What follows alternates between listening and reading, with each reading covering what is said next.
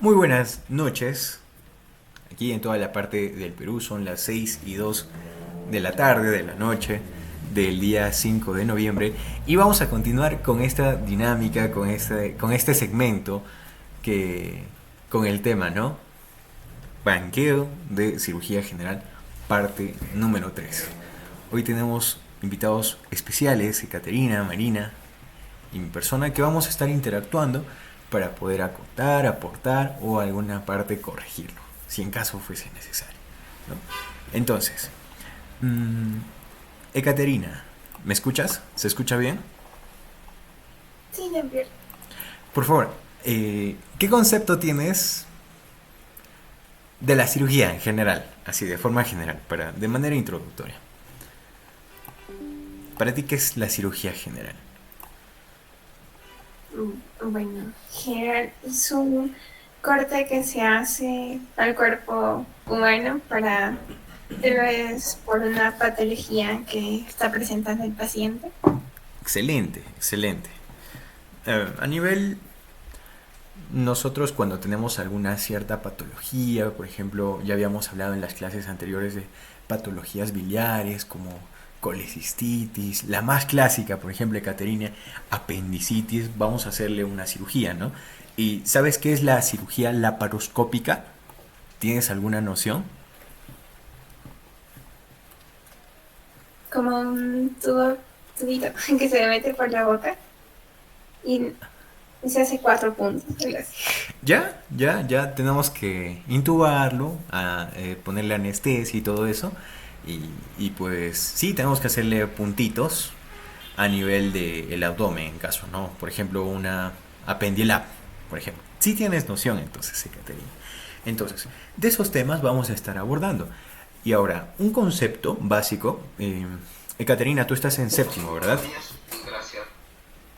Sí, sí, Jean-Pierre. Ya, tú vas a llevar después en octavo, noveno, en décimo, creo, cirugía. Entonces, una de las partes que a mí me gusta estudiar personalmente es cómo abordo el tema de la apendicitis. Por ejemplo, vamos a hacer, en este caso, para que tú también te involucres con el tema de la cirugía, un casito muy clásico de apendicitis. ¿Qué es la apendicitis, Ekaterina? ¿Cómo tú lo entiendes? Vamos a recordar los criterios de Alvarado. Si quieres, puedes googlear todo lo que quieras. Aquí no juzgamos, no te preocupes.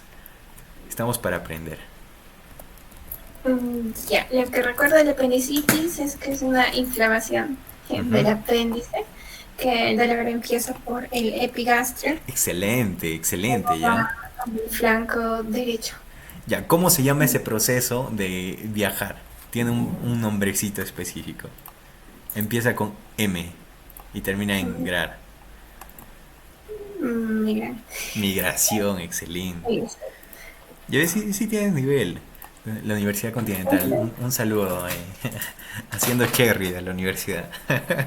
Ya, entonces, algo fundamental que recordar en nuestro tema apendicitis, de manera introductoria, pues tenemos que recordar cualquier patología, cinco cositas esenciales. Uno, por ejemplo, lo que es la definición, fisiopatología, una clasificación, su etiología, diagnóstico y tratamiento. Que sepas eso ya puedes ahondar con muchos más cosas. Por ejemplo, algunos criterios diagnósticos, criterios ecográficos, radiográficos. Y en este caso específico, como hemos comenzado a hablar de la cirugía general, un caso típico de apendicitis, vamos a recordar, Ekaterina, los criterios de Alvarado. Compartir esta pestaña para Meet. ¿Se puede ver la pantalla, Ekaterina? Sí, ¿no? sí, sí. Estos criterios de Alvarado son muy importantes que tenemos que mencionar y recordar. Una página muy buena, se lo recomiendo, La Mochila del Reci. Y su resumen de escala de Alvarado, una joyita. Hay varias mnemotecnias. Una mnemotecnia que usa la Academia QXMedic, que es muy buena, es Mantrails. Puedes grabarlo como tú quieras. Pero dividimos en parte de síntomas, signos y laboratorio. Y le damos un puntaje de 1 o 2. Y de acuerdo a ese puntaje, vamos a ver la certeza de apendicitis, si vamos a ir a cirugía, si le vamos a hacer una tomografía y cualquier otra cosa.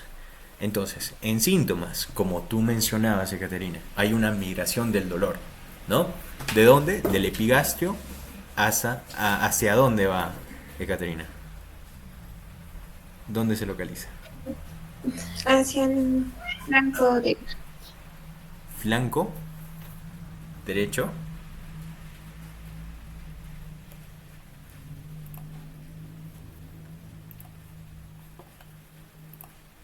Hacia la... Más abajito. Estás casi. A la fosa ilíaca derecha, ¿verdad? Sí, sí, sí. Ya, a la fosa ilíaca. Entonces, vamos a recordar que cuando hablamos de abdomen, según la escuela francesa, americana, vamos a tener cuadrantes, ¿no? ¿Te acuerdas de los 9 cuadrantes? Sí. A ver, era epigastrio. Ya, acá, epigastrio. Ajá. Hipocondrio derecho, hipocondrio izquierdo, mesogastrio. Ujú. Ahí está, es flanco, ¿no? Ajá, flanco derecho, Bueno, flanco izquierdo.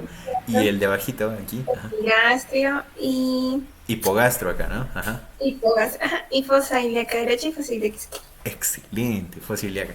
Entonces, eso es de acuerdo a la escuela que estemos manejando, ¿no? La otra escuela, que es más fácil, lo divide en cuadrantes, ¿no? Superior e inferior.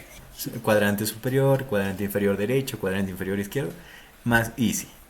Dos, la migración que vamos a encontrar en este tema, vamos a compartir esta pestañita, es en 24 horas, más o menos de 24 a 36 horas, 24 horas va a migrar, y tú muy bien lo has dicho, desde el epigastrio hacia la fosa ilíaca derecha.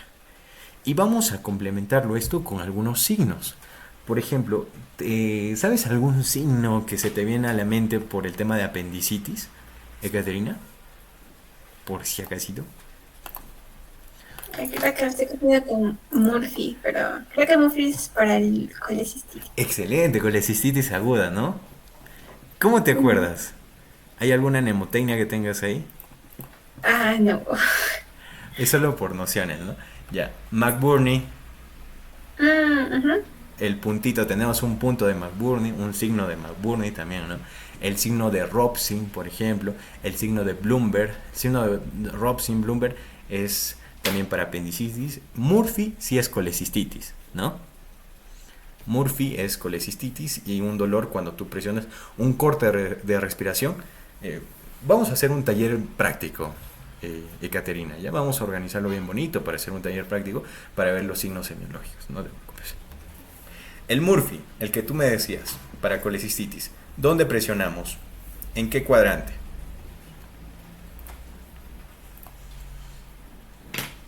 Creo que es hipocondrio. No, me sobra. No recuerdo. Está bien, no te preocupes.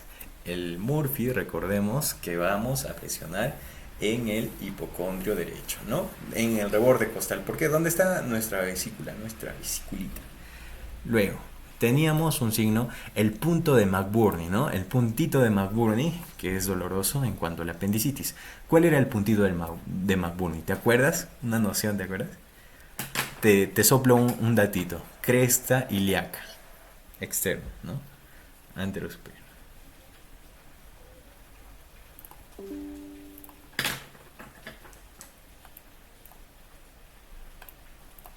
En la fosa ilíaca derecha.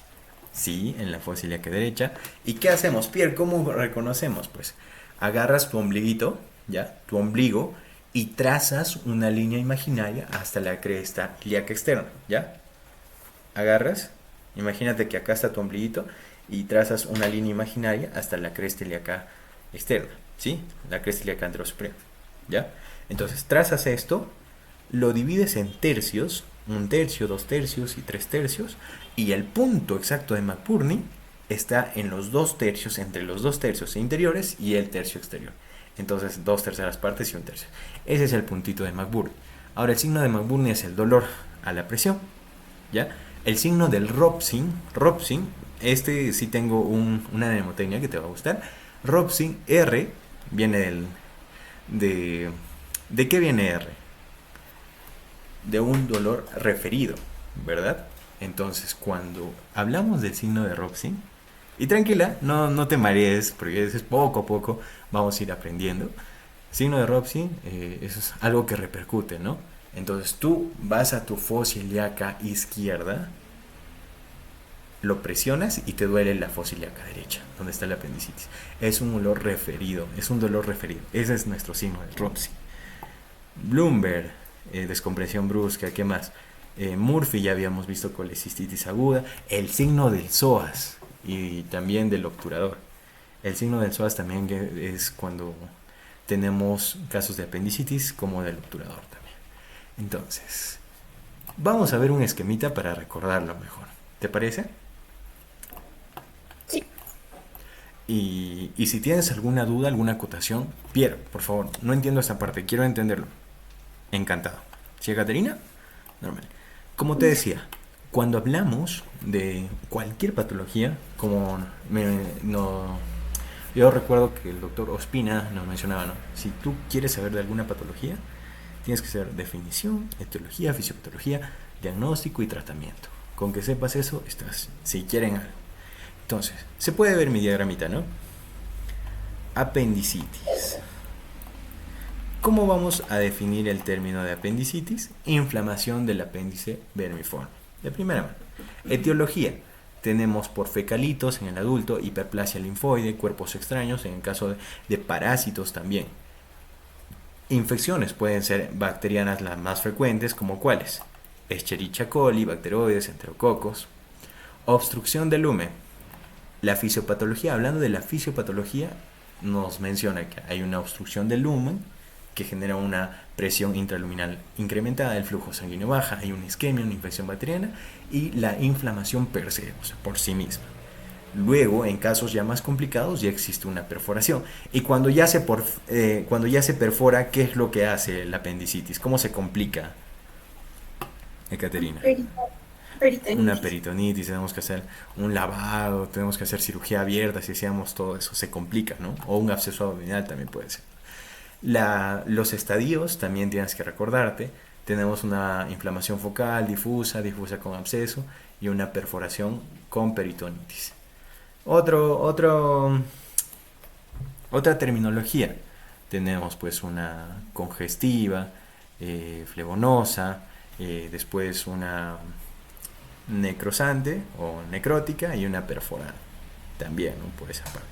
Manifestaciones clínicas que sí o sí tienes que recordarte, mi estimada Ekaterina, es que todo pacientito, uno de los más predominantes signos o más predominantes síntomas que pues dentro del cuadro clínico va a ser la anorexia. ¿Qué es la anorexia, Ekaterina? La anorexia. Ajá. Creo que con falta, no está comiendo adecuadamente. Exacto, falta de apetito. Hiporexia es apetito bajo, ¿no? Pero anorexia es que no quiere comer nada, ¿ya? Entonces, esto es característico del tema de apendicitis. Que un pacientito que no come, es que algo está pasando ahí. Un pacientito que come, puede que no sea quirúrgico. Entonces, eso hay que llevarnos a casita. Igual en los animalitos. ¿Tú tienes mascotitas, Ekaterina? Sí, un gato y 2 perros. 2 perritos, ya. Yo tengo tres perritas. Tengo 3 perritas. Y por ejemplo, un amigo tenía un conejito, ¿ya? Y algo le pasó, ¿no? Lamentablemente su conejito murió, falleció. ¿Por qué? Y yo le digo, pues, pero hermanito, ¿no le has visto que estaba malito? Sí, es que no quería comer ya 2 días. No, pues no te pases, hermano. Cualquier animalito, cualquier persona, también nosotros, que no quiera comer es un signo muy grave. Puede ser un cuadro quirúrgico. Entonces, ojo, anorexia, fiebre, náuseas, vómitos, dolor abdominal tipo cólico, distensión abdominal, estreñimiento y diarrea. Estos signos característicos, signos semiológicos. Dolor a la palpación en fosa ilíaca derecha. Signo del rebote, positivo. O descompresión brusca, que es el mismo que el signo de Bloomberg. Y Robson al presionar el cuadrante inferior izquierdo.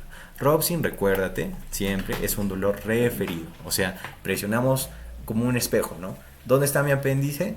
Está en la fosa ilíaca derecha. Entonces presiono mi fosa ilíaca izquierda y me duele la fosa ilíaca derecha.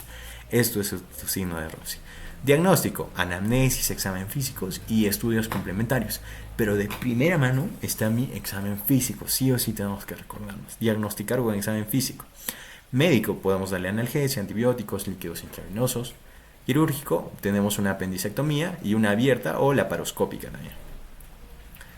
Aquí están los casitos y eso es todo lo que tenemos que recordar en el tema de apendicitis. Así, son cosas puntuales. Ahora sí, eso fue a manera de introductoria, Caterina. ¿Tienes alguna pregunta? ¿Algo que quieras abordar también? ¿Que quieras recordar? No, por ahora no. Ya, entonces pasamos al banqueo, ¿te parece? Sí. Excelente. Entonces, ¿cómo es la modalidad del banqueo que yo estoy sugiriendo? Pues es la siguiente: compartir esta pestaña en el Meet. Listo.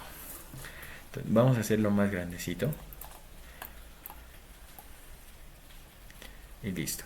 Miren, en cirugía general vamos a abordar distintos temitas, varios temas. Por ejemplo, traumatismo, manejo pre y posoperatorio, el tema de vesícula biliar, colecistitis aguda y algunos otros temitas. Y los más importantes, pues son estos. ¿Por qué?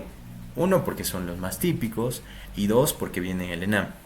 Y un saludo desde aquí a todos los compañeros que han rendido el examen de salud. Hoy día se ha dado el examen de salud de Caterina, ¿sabías? En Lima. Sí, sí, hoy fue. Sí, pues, ¿tienes algún compañero ahí? ¿Algún amigo conocido? No, todavía no. Bueno, igual les mandamos muchos saludos y esperemos que les haya ido muy bien, ¿no? De acuerdo a su preparación. Entonces, aquí son las preguntas tipo ENAM.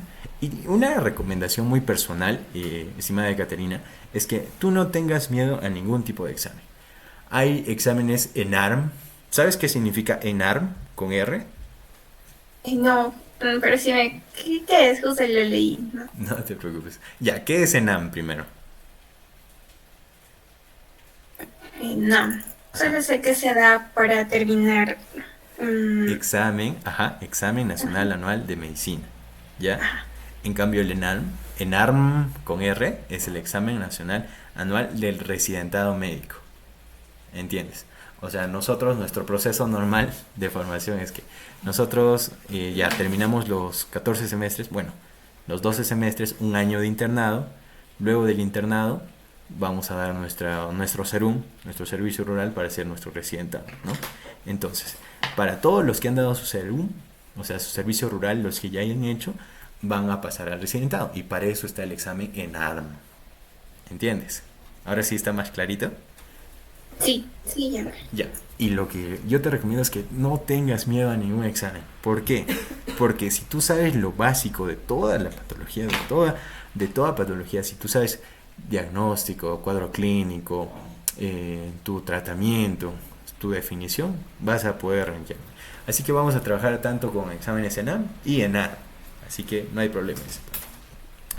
Ya hemos visto en las anteriores clases, puedes verlo, en las dos anteriores clases del banqueo de cirugía general tipo 1 y banqueo de cirugía general 2. Esto es el tercer banqueo de cirugía general, que vamos a trabajar con la Academia MIC. ¿Por qué la Academia MIC? Porque te da esta facilidad muy, muy bonita, muy instructiva, que aquí nos pregunta, por ejemplo, mujer de 24 años mordida en el muslo por perro callejero, todo eso, te da uno, la respuesta, y dos, el comentario de la respuesta.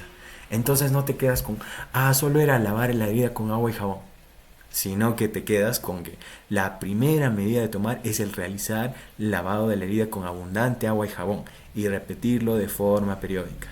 ¿Qué más te dice? La antitetánica se reserva para heridas grandes y profundas, lesiones de partes blandas. No está indicado el sacrificio de los animales en primera instancia. Entonces te da una referencia más amplia y consolida tus conocimientos. Eso es lo bueno, ¿ya? Traumatismo de partes blandas, ya habíamos hecho en la clase 1. Manejo pre y posoperatorio también. ¿Qué más hicimos? Patologías apendiculares. También hemos hecho patologías apendiculares, si bien es cierto, pero vamos a hacerlo por el día de hoy, por una ocasión especial, unas cuantas preguntitas, ¿sí? ¿Te parece?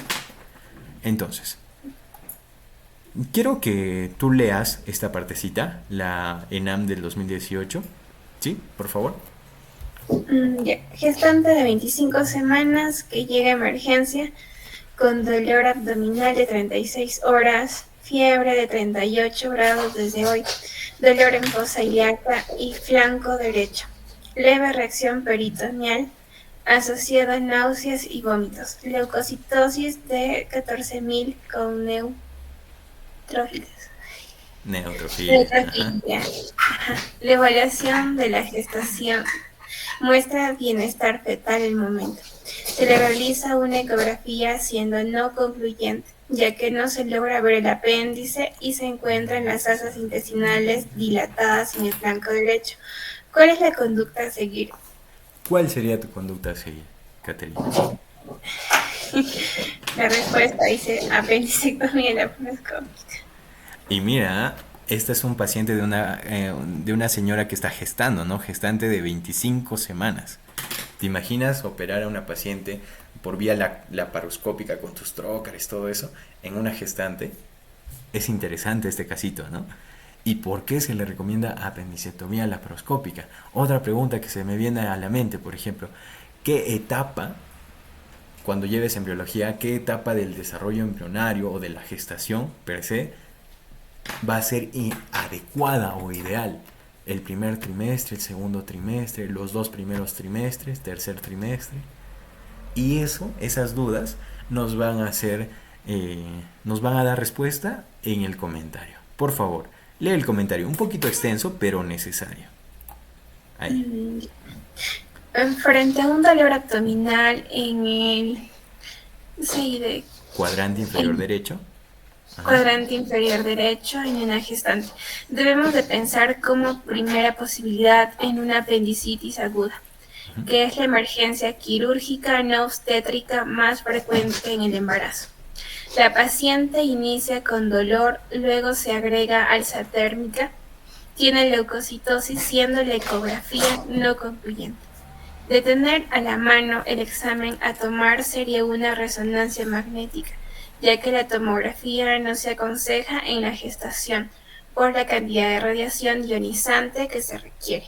Repetir la ecografía en 48 horas no es aconsejable, ya que la apendicitis es evolutiva y en una gestante se recomienda la decisión quirúrgica rápida frente a un cuadro sospechoso o incluso dudoso, así que la cirugía está indicada. Recordemos que en la gestación el mejor momento para realizar una apendicectomía laparoscópica es el segundo trimestre, donde el riesgo de pérdida es menor y el útero todavía permite realizar la intervención a diferencia del tercer trimestre. Qué bonito caso clínico, ¿eh? Y es un caso interesante, ¿no? Entonces, de este casito clínico, ¿qué nos llevamos?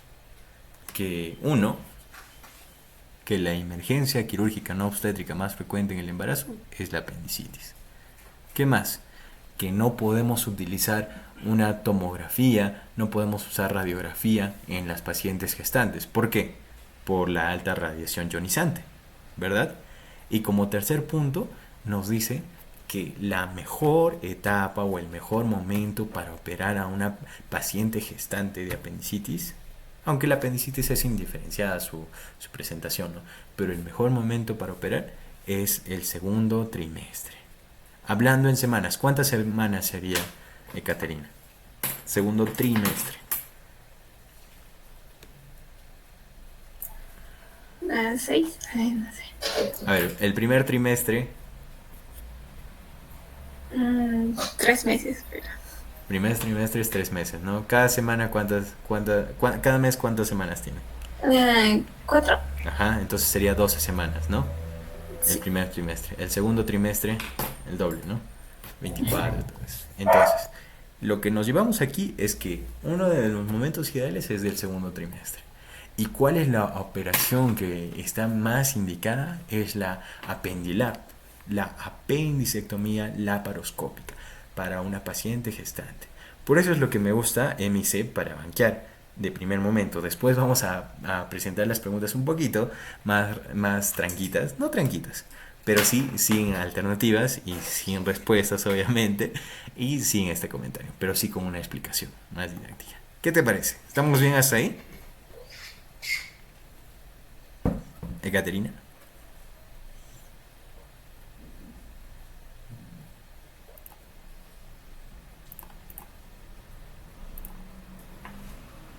Sí, no te preocupes. No te preocupes. Ya, entonces, eso es lo que estábamos recordando de nuestra clase pasada, que ya habíamos visto patologías apendiculares, también habíamos visto patologías de vías biliares y de páncreas. Ahora vamos a iniciar con nuestro tema. Ya vimos esto, signo de Cullen, signo de Murphy. Patologías quirúrgicas de esófago y estómago, que son desde la 46, son como 2 páginas si mal no recuerdo.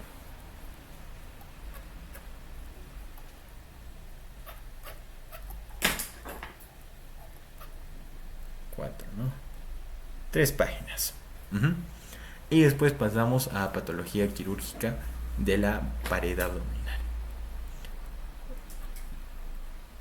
Son patologías que tenemos que tener en cuenta a nivel de cirugía general por su importancia. Aquí vemos hernias, por ejemplo, pacientes con hernias, patología anorrectal es también muy importante, prolapso, tipo de hemorroides 1, 2, 3 grado, 1, 2, 3, si es prolapso, si se requiere reducción manual y todo. Y patologías quirúrgicas del intestino delgado. Manejo politraumatizado, muy bueno también. Y de ahí termina con cirugía de tórax y cardiovascular. Vamos a hacer hoy algo diferente. Vamos a iniciar como el cangrejito, desde atrás. Vamos a iniciar con el manejo de politraumatizados, para tenerlo en cuenta. Vamos a dejar un comentario.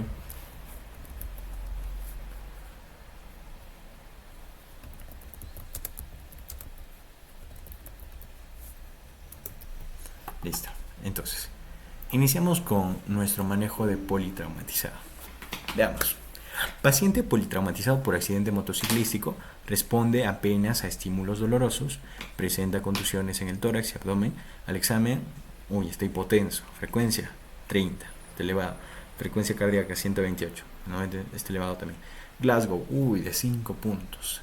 ¿Cuál sería la conducta inmediata a seguir? Manitol en bolo, corticoides endovenosos, intubación endotraqueal, furosemida endovenosa, TAC de cráneo. Yo me acuerdo de esto, de un manejo politraumatizado. Tenemos que tener muy en cuenta lo que es la escala de Glasgow, ¿no? La escala de coma de Glasgow menor a 7, ya tenemos que de frente intubar al paciente, como en este caso, ¿no? Y en este caso sí es intubación del paciente. Recordemos también en el manejo de los pacientes politraumatizados el ABCD: vía aérea, respiración, circulación, exposición, neurológico y último exposición. Entonces, a ver, leamos el comentario. El manejo inicial del paciente politraumatizado se realiza siguiendo el esquema ABCDE, donde A es la primera medida a tomar y significa el control de la vía aérea con control cervical. El paciente presenta un puntaje de escala de Glasgow menor a 8, como les decía, ¿no? Menor a 8, lo que amerita la intubación endotraqueal. Entonces, cuando es menor a 8, desde 7, yo les mencionaba desde 7, ¿no? Desde 7 o menor a 8, amerita la intubación orotraqueal como primera medida a tomar. Pregunta 63. Paciente varón de 35 años, politraumatismo, presenta trauma abdominal, torácico y encefálico. Ventila espontáneamente, presenta una escala de Glasgow de 7. ¿Cuál es la conducta inmediata a seguir? Habíamos mencionado que una escala de Glasgow de 7 a menos o menor a 8 se tiene que intubar al paciente, ¿no? Intubación endotraqueal y ventilación asistida, administración de manitol en bolo, reanimación de solución con solución salina. Entonces, en este caso, hasta este punto puede ser la alternativa si no hay otra alternativa, ¿no? Ecografía abdominal y radiografía de Duras. Básico. Alternativa A. ¿Por qué? Por lo que ya hemos mencionado en lo anterior. Tenemos que seguir en todo paciente politraumatizado nuestro ABCDE. Y cuando la escala de Glasgow es menor a 8 o desde 7 hacia abajo, tenemos que intubarlo. ¿Cuál es la prescripción inicial en el paciente con traumatismo cervical alto? Traumatismo cervical alto. 1. Collarín, vasopresores, antibióticos, corticoides. Prescripción inicial. Cuando hablamos de una prescripción inicial o inmediata, es lo que tenemos que hacer al momento. ¿Y qué es lo que llegas al momento de hacer? Pues tu medida, tu collarín. ¿Por qué? Porque tiene acá traumatismo cervical alto. ¿Qué nos dice? Cuando existe sospecha de lesión cervical, el primer paso es la inmovilización de la columna cervical hasta que se descarte o confirme la lesión mediante una prueba de imagen. ¿Qué más? Varón de 20 años, sufrió atropello. Trasladado de emergencia al examen, presión 100/70, frecuencia cardíaca 100, frecuencia respiratoria 34, 36.5, herida sangrante en cuero cabelludo, deformación del muslo derecho y Glasgow 10 en el ECOFAS no líquido libre. ¿Cuál es la primera medida a tomar? Un momento, por favor. Listo. Entonces, en esto, ¿cuál es la primera medida a tomar? Tenemos que recordar que el pacientito tiene herida sangrante en cuero cabelludo. Recordemos, esto siempre nos mencionan nuestros maestros, nuestros docentes, nuestros doctores, que el cuero cabelludo es una parte muy irrigada de todo nuestro cuerpo.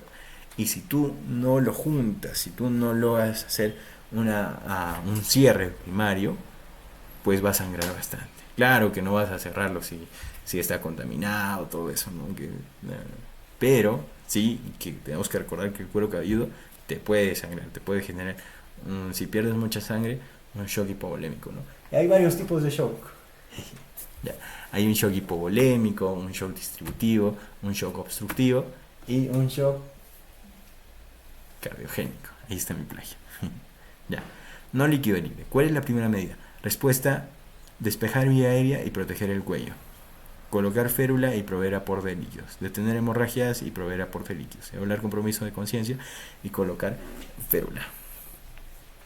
En este caso, vamos por despejar la vía aérea y proteger el cuello. ¿Por qué? Veamos la alternativa. En un paciente, ya indicamos ABCDE, control cervical, como medida prioritaria en todos los casos. En la tabla siguiente se muestra. 1. Mantener la vía cervical, airway, ¿no? Evaluar la respiración, evaluar la circulación, evaluar el déficit neurológico y la exposición del paciente. Entonces siempre tenemos que tener un orden para todo, ¿no? Y en este caso, nuestro orden va a ser desde A, B, C, D, E. Sigamos. Politraumatizado, ingresa a emergencia en mal estado general. Al examen está hipotenso, frecuencia cardíaca elevada, frecuencia respiratoria 24, está saturando a 92. Está pálido, diaforético, con venas yugulares colapsadas y examen de tórax normal. ¿Cuál es el diagnóstico más probable? Neumotórax, atención, no, estaría con disnea, ¿no?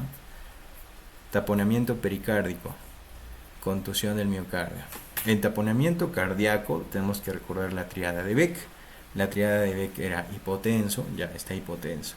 ¿Qué más? Ingurgitación yugular a los 30 grados, o sea, le pones al pacientito en 30 grados, ingurgitación yugular, y algo patognomónico, característico, que sí o sí debe haber en el taponamiento cardíaco, es la disminución o bajos ruidos cardíacos, disminución de los ruidos cardíacos. Tú lo auscultas y está disminuidos o apagados. Ruidos cardíacos apagados es característico de un taponamiento cardíaco, ¿no? Entonces no tiene taponamiento cardíaco.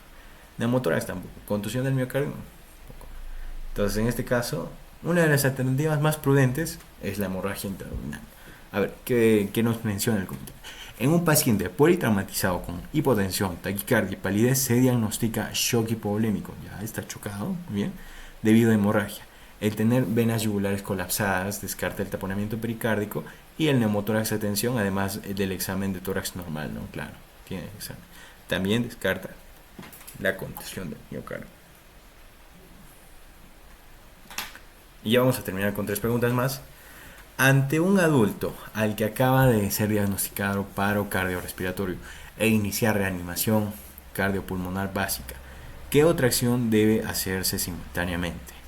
¿Qué debemos hacer? Proporcionar oxígeno y conectar monitor desfibrilador, administrar oxígeno de adrenalina, infundir adrenalina 5 miligramos endovenoso o cristaloides a goteo rápido. Ya, cuando hablamos de DRCP todo es un protocolo, ¿no?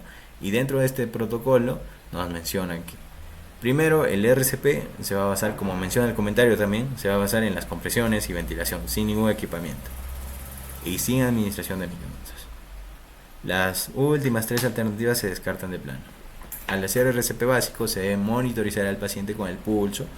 No suele usarse oxígeno monitores, pero dentro de las alternativas son las medidas no invasivas, por lo que sería la alternativa elegida, ¿no? Entonces, recordemos que cuando hacemos el RCP son por 5 ciclos, 30 compresiones, 2 ventilaciones durante 5 ciclos, ¿no? Nos faltan 3 preguntas. Usted se encuentra ejecutando maniobras de RCP y observa que el monitor cardíaco tiene un ritmo de fibrilación ventricular. ¿Cuál es el procedimiento? ¿Cuál procedimiento es el indicado? Desfibrilar y continuar, masaje cardíaco, continuar con masaje cardíaco y administrar lidocaína, administrar adrenalina y lidocaína. En este caso, el tratamiento per se de la fibrilación ventricular es la desfibrilación eléctrica asincrónica, ¿no? 300, 400 joules y seguir maniobras de resucitación. Hay otros patrones o otros ritmos cardíacos que son no desfibrilables, que también tenemos que tener en cuenta. Si hay estos patrones no desfibrilables, no se puede usar lo que es la desfibrilación, propiamente dicho, ¿no? Dice, el tratamiento de fibrilación ventricular es la desfibrilación eléctrica sincrónica, 300 a 400 joules, y seguir maniobras de resucitación. La tasa de éxito con la desfibrilación inmediata dentro de los primeros 3 minutos es alrededor del 95%, siempre y cuando el paciente no presente insuficiencia cardíaca previamente. Falta 2 preguntas o una pregunta. Varón de 34 años, sufre un accidente de tránsito, al examen, presión baja, frecuencia cardíaca poco elevada, saturación, oxígeno 94, palidez en incremento, pulso filiforme, ojo, abdomen en distensión progresiva y dolorosa a la palpación. No responde a infusión de cristaloides. ¿Qué más te dice? Con evolución desfavorable, marcada hipotensión y bradicardia. Ya se 8. ¿Cuál es la medida de emergencia inmediata a indicar? Ya, por la pérdida de sangre tenemos que darle una transfusión, ¿no? ¿De tipo qué? O RH negativo, que es la sangre menos común que hay, ¿no? En el mundo. Yo conozco solo dentro de mi red de contactos solo es una persona que es ORH negativo. A ver, ante todo, paciente que sufre traumatismo y se encuentra en shock, ya está chocándose, se sospecha de shock hipovolémico. La primera medida a tomar es la resucitación con cristaloides. En caso de pobre respuesta se debe plantear la entrada a sala de operaciones para controlar la operación, ¿no? Y el donante universal es el O negativo, y tenemos que recordar, ¿quién es el donante universal? Es el O negativo, no es el O positivo. ¿Quién es el receptor universal? El AB positivo. Y con eso terminamos nuestro tema de manejo de politraumatizados. Ekaterina, ¿tienes alguna pregunta de los pacientes politraumatizados que te interesaría saber?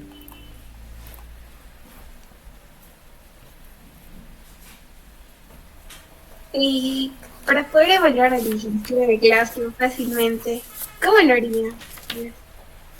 ¿Cómo evaluamos tu escalita de Glasgow? ¿Eso es tu pregunta? Sí. Ya, muy buena pregunta. Para evaluar, la escala de Glasgow hay varias mnemotecnias, ¿sí? Pero una de las más comunes es que tienes tu lapicerito al costado, una libretita por ahí. Sí. Ya, entonces, ¿te acuerdas la escala de Glasgow? ¿De qué puntaje a qué puntaje va? ¿Te acuerdas? Pones ahí escala 1 a 15. De Glasgow. Hasta 15 puntitos, ¿no? Sí. Ya, ¿qué vamos a evaluar? ¿Qué criterios vamos a evaluar? ¿Te acuerdas? De los que te acuerdas.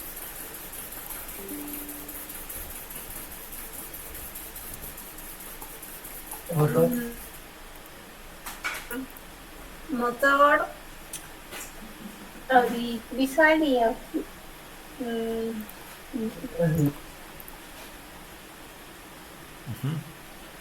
Ocular, verbal y motriz, ¿no? sí.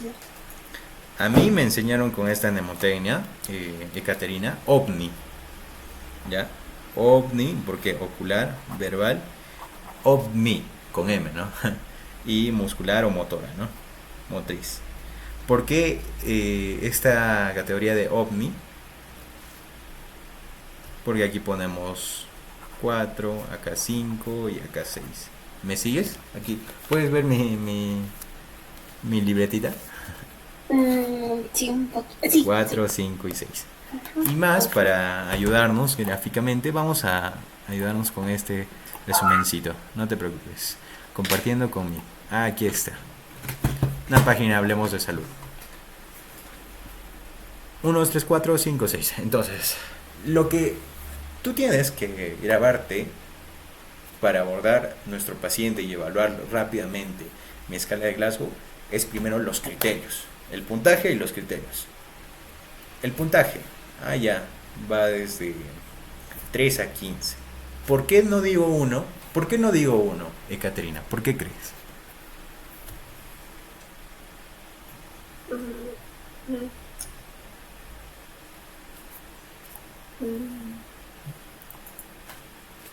No te preocupes. Confúndete ahora para que después puedas, por ejemplo, cuando nosotros nos confundimos aprendemos más, porque cuando sabemos todo ya. Y eso es mentira, ¿no? No podemos aprender todo, porque hay un montón. ¿Sabes por qué, Ekaterina? Por esto. Miras que en respuesta motora, la puntuación más baja, ¿cuánto es, Ekaterina? Acá estoy. 1, ¿no? Miras mi punterito, ¿no? Sí. ¿Cuánto es? 1, ¿no? En la respuesta verbal, ¿cuánto es mi puntuación más bajita? 1 también. ¿Y en la ocular? 1. Entonces, por más mal que esté el pacientito, imagínate que tenga la puntuación más baja. No solo vamos a evaluar la ocular, sino ocular, verbal y motora. Entonces, 1 aquí y 1 acá. Entonces, por eso, la mínima puntuación de escala de Glasgow es un 3. Y la máxima, un 15. ¿Por qué un 15? Porque sumamos todos, 6 más 5 más 4. ¿Y por qué esta mnemotecnia de OVNI? OVNI, con M, ¿no? Ocular, verbal y motora. Yo me acuerdo, ocular, verbal y motora, 4, 5, 6. 4, 5, 6, o sea, la puntuación máxima, 4, la puntuación máxima, 5, y la puntuación máxima de la motora es 6. ¿Cómo se hace esto? Básico. Empezamos con la parte ocular. El paciente está ahí y tenemos que decirle su nombre. Por ejemplo, tú estás en la camilla, ya, Ekaterina, y te vamos a evaluar el Glasgow. Te preguntamos, Ekaterina, ¿me escuchas? Ekaterina. Sí. Sí, incluso puedes responder, ¿no? Y tú abres tus ojitos, obviamente, si tú estabas durmiendo. Mira, dime Pierre. Bien. Entonces abro mis ojos porque es mi nombre, ¿no? Entonces ahí tiene una respuesta espontánea. Orden verbal. Abre los ojos, señor Ramírez. Señor Ramírez, abre tus ojos. Dolor. Cuando de frente tú le dices, por ejemplo, abre tus ojos, señor Ramírez. No abre. Ramírez, nada. Dolor, ya. ¿Y qué utilizamos para hacer el dolor? ¿Tú qué utilizarías? ¿Has evaluado alguna vez una escala de Glasgow, Ekaterina? Para el dolor podría... Allá en las tetillas. Exacto, en las tetillas, ¿no? En los pezones. Ahí haces una compresión, un pellizco, pellizcar, y abre los ojos, ¿no? ¿Y qué más? Cuando ya no responde, no, ni siquiera tiene reflejos, nada. No responde, un puntito. Y ahora, aquí, Ekaterina, hay una partecita que te puede hacer confundir. ¿Cómo diferenciamos entre nuestra escala de Glasgow en la evaluación ocular espontánea y orden verbal? Porque te dije en espontánea decirle señor Ramírez o Ekaterina, ¿no? Y orden verbal, ¿cuál es la diferencia? ¿Cuál tú crees? Que el paciente está abierto sus ojos en el algo espontáneo. Orden verbal, abre recién sus ojos cuando le digo que abra. Ya, por ejemplo, si tu paciente está ahí y tú te le acercas, como cualquier otra persona, si tú te le acercas y espontáneamente abres sus ojos, ya tendría 4 puntos, ¿verdad? Y en cambio, cuando tú todavía tienes que hacerle una orden verbal, porque también el paciente puede estar obnubilado, puede estar soporoso, todo eso, y tienes que necesita o requiere la orden verbal. Señor Ramírez, abra sus ojos. ARC, ¿no? Excelente. Luego, vamos a la parte verbal. En la parte verbal te dice 5. Orientado y conversando. ¿Qué le preguntarías para determinar si está orientado y conversando tu pacientito? ¿Dónde se encuentra? ¿Qué año está? Ajá, muy bien. ¿Quién es el presidente del Perú, no? ¿En qué hospital se encuentra? ¿O usted sabe cómo vino usted, señora? Desorientación y hablando, desorientado y hablando. ¿Qué crees que diría en desorientado y hablando? Otra fecha. Del... Igual, literalmente está desorientado, ¿no? ¿Qué ha pasado? Señora, mire, ¿dónde está? Ay, no lo sé, no me acuerdo. ¿Qué pasó? Diciendo, ¿no? Está desorientado, pero sí te entiende. Porque tú le preguntas, ¿dónde estás? Y te no lo sé, no recuerdo, está desorientado. En cambio, palabras inapropiadas, tú le preguntas, y yo vi un pacientito así, y es un... O sea, clínicamente para nosotros va a ser atractivo o bonito porque decimos, oye, sí se cumple, ¿no? Está diciendo palabras inapropiadas, pero para el pacientito no, porque nos quiere decir que ya hay una alteración, ¿no? Por ejemplo, puede tener una fascia de Broca, de Wernicke, puede estar afectado, ¿no? La fascia de Broca para el habla, para el entendimiento, Wernicke, todo eso, ¿no? Entonces, tú pregúntame cualquier cosa. ¿Cuántos años tiene? Reloj. Sí, cuaderno. Sí, cuaderno. Y así te mencionaba. Y por ejemplo, yo tuve la oportunidad de hacer nuestra escala de Glasgow a un pacientito que tenía problemas al expresarse en la fase de Broca, ¿no? ¿Sabes cuál es la diferencia entre Broca y Wernicke? ¿Te acuerdas un poquito? Broca es para poder articular las palabras. Excelente. Entendimiento. Wernicke es el entendimiento, ¿no? Por ejemplo, un ejemplito, a ver, deme, ¿cómo representarías una fascia de Broca? La fascia. Ajá. Por ejemplo, si yo te digo, ¿cuántos años tienes, Caterina? Y tienes una fascia de Broca.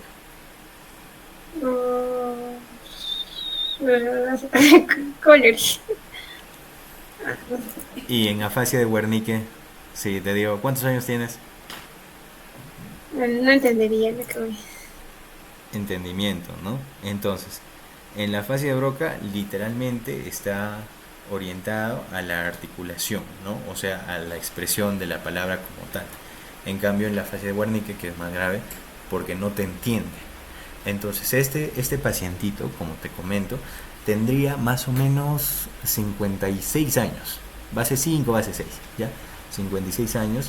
Entonces, yo le preguntaba, y parecía que entendía, te juro que yo parecía que entendía. Yo le decía, señor Martínez, ¿ya tomó su agüita? ¿O hoy día ha hecho popó? ¿Ha orinado? Sí, me decía, sí. Sí, el reloj, el cuaderno, el reloj. Y así. Entonces, en eso, ¿qué podemos determinar? ¿Es una fascia de Broca o de Wernicke? Porque está articulando palabras, ¿eh? O sea, dice reloj, cuaderno, sí. Wernicke. Por el entendimiento, ¿verdad? Porque no puede. Si tiene una articulación, entonces ya está más clarito. Sigamos. Desorientado habla. Palabras inapropiadas, palabras inconsistentes. No es palabras inapropiadas, te va a decir palabras soeces, ¿no? No lo puedes poner así, ¿eh? Y sonidos incomprensibles. ¿Cómo estaría mi pacientito? Tú imagínate que tengas una escala de Glasgow 2, nivel 2, en nuestra área verbal. Por ejemplo, Ekaterina, ¿cuál es su apellido? ¿Tú qué dirías? En sonidos incomprensibles. Brr. Excelente, como modo dinosaurio, ¿no? Rar. O sea, sonidos incomprensibles, literal. Y si yo te digo, Ekaterina, ¿cuántos años tienes? Y no hay ninguna respuesta. Uno, ¿no? Listo. Y para terminar con esto, motora. Dice, orden verbal obedece. 2. Localiza el dolor. Retirada de flexión, flexión anormal, extensión y ninguna respuesta. Aquí está el tema de la decorticación y de descerebración, ¿verdad? Recuérdate, decorticación y descerebración. ¿Ya? Decorticación y descerebración, que vamos a verlo acá. ¿Cómo evaluaríamos la fase motora en etapa 6? ¿Qué le dirías al pacientito mientras que yo voy a estar poniendo un paciente con decorticación y descerebración? Flexioneras. Bueno, ¿Y qué haría el pacientito? voy a flexionar. Va a flexionar, literalmente. Mira, acá está un muy buen ejemplo de descerebración. Salud. Gracias. Gracias. Vamos a ver este videito. Meet. ¿Ves la pantalla, Ekaterina? Sí. Ya, mira, esto es un ejemplo muy típico. Dice, la postura de descerebración se describe como una aducción y rotación interna de hombros. Como estoy haciendo, ¿no? Así, descerebración.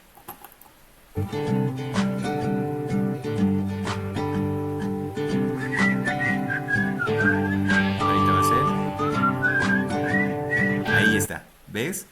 Está extendiendo todo, ¿no? Así. ¿Miras? Otra vez.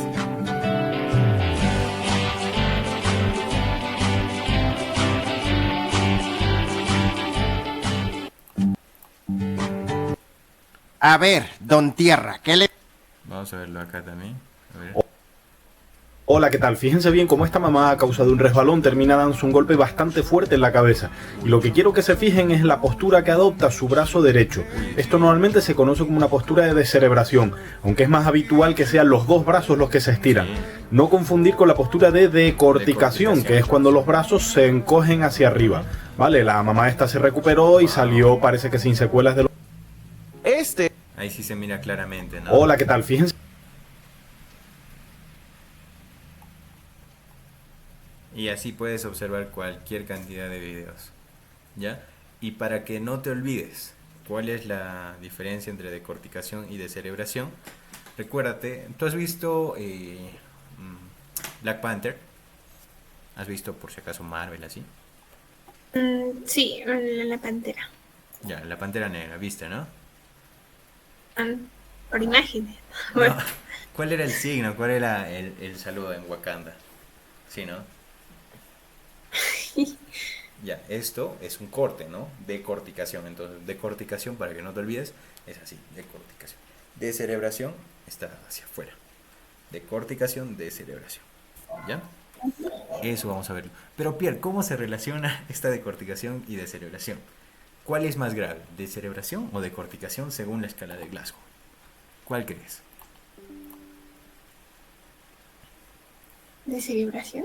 Sí, porque ya está descerebrado, ¿no? Decorticado y descerebrado. Entonces, mira, vamos a tener en la escala motora 6, obedece, verbal, orden, verbal, obedece. Señor Martínez, levante su pierna derecha.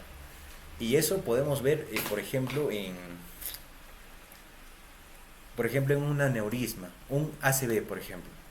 Un ACV isquémico o hemorrágico, ¿ya? Que tiene afectación del lado derecho. Por ejemplo, no va a levantar toda la pierna derecha o va a tener dificultad, todo eso, ¿no? Obedece orden verbal, bacán. Localiza el dolor. ¿Por qué decimos localiza el dolor? Señor Martínez, ¿dónde le estoy tocando? Ah, está tocando mi brazo izquierdo. Señor Martínez, cierra sus ojos. ¿Dónde le estoy pellizcando? Siente aquí. Ah, está en mi pierna derecha, en mi pie. Localiza. Retira a la flexión. Retirar la flexión, ya está el paciente más complicado y ni siquiera puede hablar. Entonces, ¿qué es lo que tú haces? ¿Cómo habíamos evaluado el dolor? por los pezones. ¿no? Entonces puedes hacerle igual a los pezones y él lo que va a hacer es retira, ¿no? Retira y flexiona. O igual en su manito retira y va a flexionar, ¿no? Va a retirar. O sea, va a querer que no le produzca dolor. Y aquí está el grado de decorticación y descerebración. Decorticación es la flexión anormal. Decorticado. O sea, así está. Así o así. ¿Ya? Decorticado. Recuérdate, Wakanda forever. Wakanda por siempre. Decorticado. De la corte, Wakanda, Black Panther. Descerebrado es así, extensión. ¿Ya? La fase 2 de la motora. Y ninguna respuesta, ni siquiera decorticado ni descerebrado. Está ahí. Ninguna respuesta. Entonces está un poco más claro la escala de Glasgow. ¿Tienes alguna duda? Sí, gracias, Sebastián. Excelente, excelente. Entonces ya estamos aprendiendo lo que es la escala de Glasgow. ¿Y por qué hemos hablado de la escala de Glasgow? Pues estamos hablando de los pacientes politraumatizados dentro del tema de banqueo de cirugía general parte 3. Sigamos con nuestras preguntitas. Vamos a terminar esta parte porque tenemos otra clase también de Step 1 con algunas preguntas de lo que es QX Medic. Si me permites compartirlas. Están aquí. Listo. ¿Se puede ver, Ekaterina? Sí, siempre. Ya, entonces, mira, este es un banquito de preguntas de cirugía general de ciencias básicas. Tú ya has llevado anatomía, ¿verdad? Ya, entonces, quiero que me ayudes con las últimas preguntitas porque ya hemos resuelto algunas anteriores. Y vamos a terminar con apendicitis y algunas preguntas. Estas tres últimas, ¿ya? A ver, la 50. Ajá, la 50. ¿Puedes leerlo luego más grande? Ahí está. La arteria hemorroidal inferior es rama de la arteria.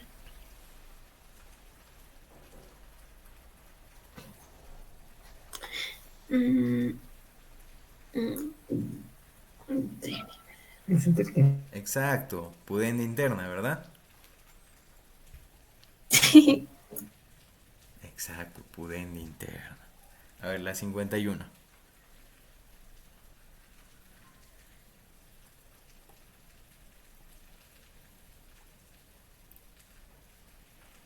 ¿Me puedes ayudar con la 51?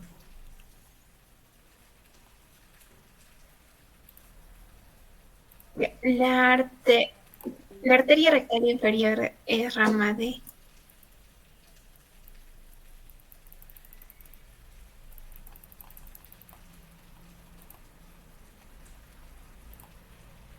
¿De quién es ramita? También de la pudenda interna. Muy bien. Muy bien, Ekaterina. Entonces, mira, estas preguntitas y lo que quiero resaltar de QX Medic como segunda parte, como siempre estoy resaltando en las... Vas a verlo, Ekaterina, no te preocupes, vas a verlo en el banqueo de cirugía 1 y banqueo de cirugía 2 de cirugía general, que hemos ido primero desde ciencias básicas, ¿no? Y esto es lo ideal, ¿no? Primero empezar con nuestras ciencias básicas, por ejemplo, arteria ilíaca, la arteria de epigástrica inferior es rama de quién, cuál es la longitud del esófago, que son preguntas básicamente de lo que es anatomía, ¿verdad, Caterina? Sí. Y después de esto ya iniciamos con las preguntas de apendicitis. Por ejemplo, a ver, aquí, la 57 y con esto ya terminamos esta parte. La causa más frecuente de apendicitis aguda en niños. ¿Cuál crees que es? Y te voy ayudando. Coprolito es en adultos. Tumor carcinoide también en adultos. ¿Cuál crees que es? La 57. Hiperplasia de las amígdalas. Hiperplasia de las amígdalas de Roux. Muy bien. Y esto está relacionado, en el caso de los pacientitos pediátricos, su presentación va a ser un poco atípica en el caso de la apendicitis. Claro que va a tener algo de típica, pero va a presentarse, por ejemplo, por una hiperplasia de las amígdalas de Roux a raíz o presentando otra sintomatología. Por eso nosotros vamos a estudiar lo que es el tema exclusivamente de pediatría. cirugía pediátrica también vas a hacer en cirugía 1. ¿Ya? Y nos vamos con la pregunta. Ya, esta, la 65. La 65, hazlo, por favor. Aquí está. Aquí está, ya hemos hablado, por favor. Tú puedes, eres una crack. 65. Acá está. Hazlo.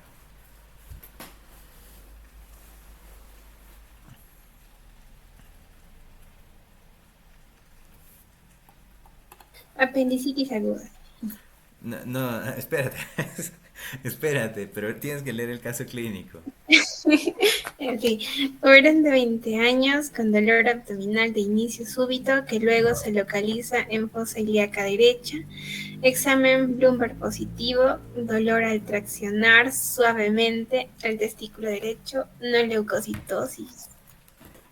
¿Cuál sería tu diagnóstico?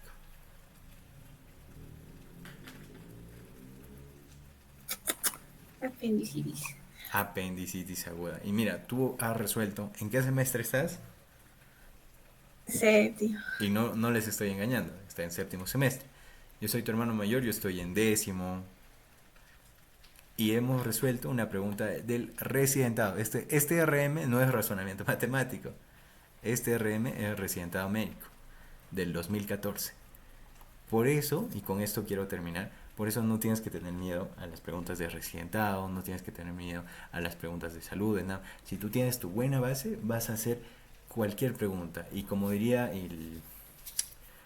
la Academia Villamédica, ¿no? Hay pacientitos robot. Los pacientitos robot es que, por ejemplo, te viene tu triada de Beck. ¿Te acuerdas de la triada de Beck por si acasito? Para taponamiento cardíaco. Por ejemplo, si está hipotenso, si está ingurgitación yugular. ¿Sabes ver la ingurgitación yugular, Ekaterina? En la posterior en el yugular. Pero recuerdo que hay otro que es ingurgitación hepatoyugular. Que eso también me está dudando. Muy bien. Porque Ajá. en ingurgitación hepatoyugular tengo que presionar al hipocondrio. Ay, ¿cómo se llama? ¿Hipocondrio? En la parte del estómago, en la parte derecha. Ajá. Y luego ver su cabecita que mueva hacia la izquierda y ahí se notaba la ingurgitación hepatoyugular. Y decía que cuando inspiraba ya no seguía la ingurgitación. Sí, muy bien y excelente, tú lo has dicho. Y acá está el reflujo hepato, ingurgitación yugular. Ya, pero de primera mano, la ingurgitación yugular, a diferencia del hepato yugular, ¿cómo lo vemos? Que necesitas una maniobra para que se dé la ingurgitación hepatoyugular. Ya, eso es en el hepato yugular, pero solo la yugular.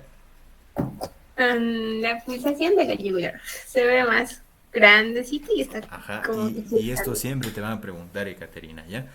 Si tú quieres ver por ejemplo, en la triada de Beck, ¿no? Para un recordar, tenemos en la triada de Beck el paciente hipotenso, con ingurgitación yugular y ruidos cardíacos apagados. Pero ¿cómo vemos ingurgitación yugular?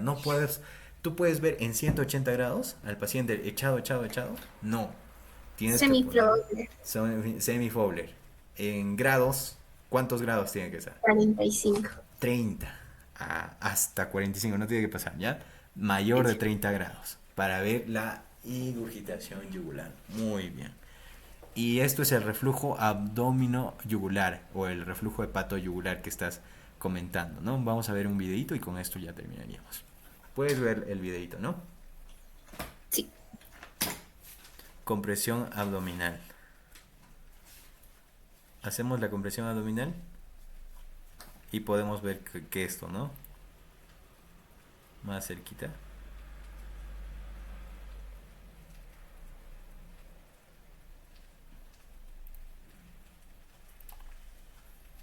Ahí se ve mejor, ¿no?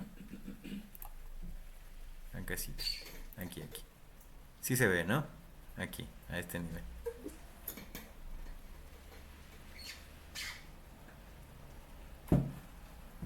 Excelente. Dejar de compartir. Entonces, muchas gracias, Ekaterina, por tu participación, por tu amable participación Eh, ¿cómo te pareció la clase? ¿Qué podemos mejorar? ¿Podemos hacer tal vez un examen de entrada, un examen de salida? ¿Qué quisieras ver en la clase? Me pareció muy interesante, la verdad es mi primera vez. Y un curso que aún no llevo, pero quería ver cómo era la metodología y me pareció muy interesante. Sobre todo con la participación que siento que soy parte y como que ya me dio ganas de estudiar más. Excelente, muchas gracias a ti, Ekaterina. Y cualquier dificultad que tengas en algún curso, en los grupos de Telegram tú pones, Pierre, por favor, quiero que me hagas un resumen de, no sé, fisiopatología del hipotiroidismo. Hipotiroidismo es un tema muy bonito, muy bonito. En el hipotiroidismo, hipertiroidismo, uso de levotiroxina, cuando usábamos, ya, todo eso es muy bonito. Me mandas y lo hacemos en un video de 20 minutos con tu participación, con tus preguntas, con las partes que no entiendas y todo eso. También te recomiendo, Ekaterina, muy personalmente, que veas el video. Ya subimos el video del día de hoy a uso de IA, inteligencia artificial. ¿Sabes lo que es el chat GPT? Sí, ayuda en los trabajos. Ya. Puedes hacer mapas mentales en menos de un Este minuto. signo se ve un montón en el ¿Ya? hospital. Ya sé que es un poco impactante. Puedes hacer en menos de un minuto un mapa mental súper, súper chévere con ChatGPT y MarkMap. Si deseas, puedes ver el video que está aquí. Vamos a editar el videito, no te preocupes. Ya hemos subido ese videito. Interpretación de ECG. ¿Cómo estás en la interpretación de electrocardiograma? Justo viendo me di cuenta que hicieron, sí quería realmente, se lo voy a ver el video entonces, Sí, porque vi que hicieron. ajá, véelo y el próximo domingo te esperamos a las 7 de la mañana, de 7 a 8 en punto. ¿Ya? Ah, A las genial. 7 empezamos y vamos a abordar el tema de los bloqueos. Bloqueos. Claro que vamos a hacer un repasito de todas las cositas básicas para que tú también te acoples. Y si tienes alguna duda, encantado de responderlo. Ya, Caterina. Y con esto finalizaríamos el video de hoy.